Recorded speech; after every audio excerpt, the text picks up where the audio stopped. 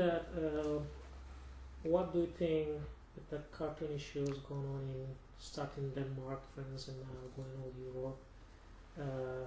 In the sense of the mainly people separated, is it a freedom of speech on one side, and as they picture one of the main figure in that faith, which has a follower 1.5 billion in the world, feel offended. What will be your thoughts on this?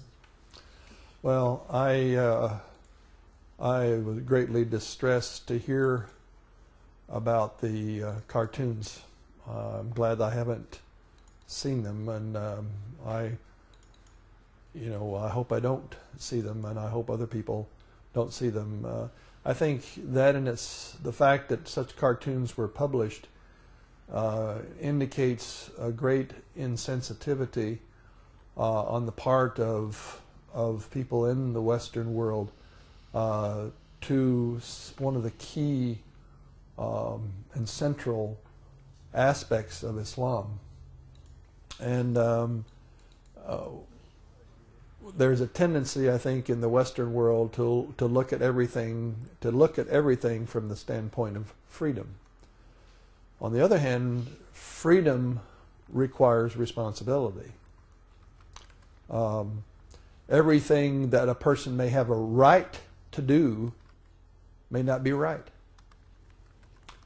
Martin Luther, I'm a Lutheran bishop, but Martin Luther, nearly 500 years ago, said that he was speaking about Christians, and he said a Christian person is a perfectly free person subject to no one.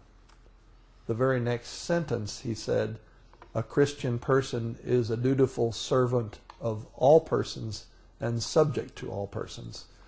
And so that's freedom is an important value in the Western world, but the value of freedom has to also be balanced with other values, the values of respect, regard, neighborliness, love for all people.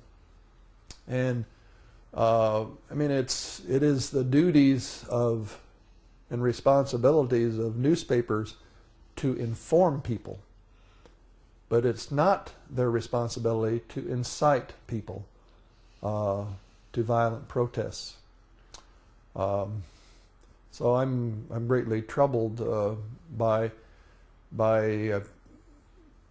while I on the one hand treasure the freedom of speech, I also am appalled when people hide behind that, when they do something that is totally insensitive and without regard to something that other people hold deeply as equally a high, if not higher, value.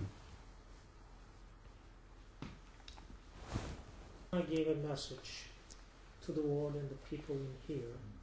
What would you like to say? First of all, I understand the anger, and I think I even understand some of the violent, reactions of people to the cartoons.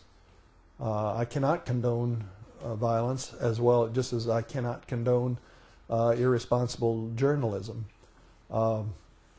I would hope that through all of this, all of the people of the world would come to try to recognize what does it mean for us to live together with our differences, our different cultures, our different countries, our different religions. What does it mean to live together in the same world which belongs to God? I mean, we're all children of one God.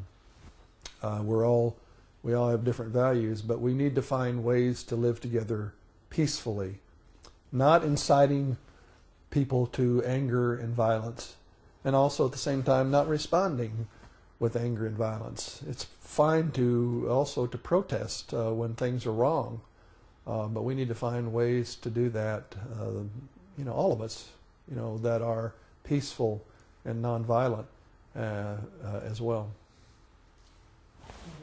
This is the last question. Is there anything that you want to share with us beyond this question?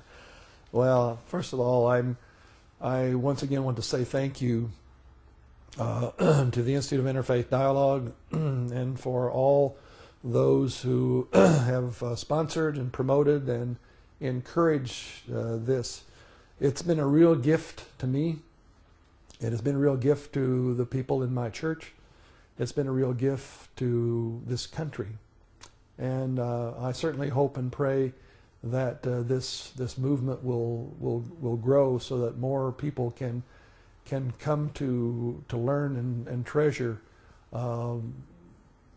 the relationships that we have, so that we'll overcome the fear of the other, so that we will begin to embrace one another as fellow human beings and children of one God.